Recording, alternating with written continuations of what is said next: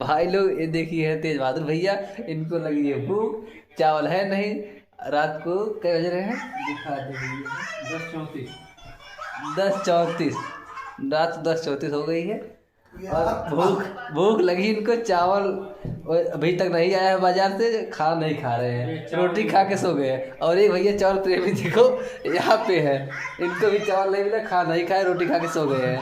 और हम और पवन गुरु खाना खा चुके हैं, आपको दिखाते हैं खाना कहाँ पे रखा हुआ है। आइए ये देखिए, रंजीत भाई खा नहीं खाए इसे छोड़ देते हैं, और तेज बहादुर भैया भी खा नहीं खाए छोड़ दिए, और इसमें खाना पड़ा हुआ देखिए, यह देखिए रोटी पड़ी है, चावल नहीं आया बाजार से, खाना नहीं खाए हुए हैं अभी तक।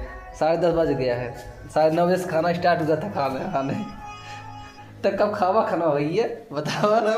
इज्जतिया सर्फ एक्सल से धोते हैं। हम संतोष पागल ना है।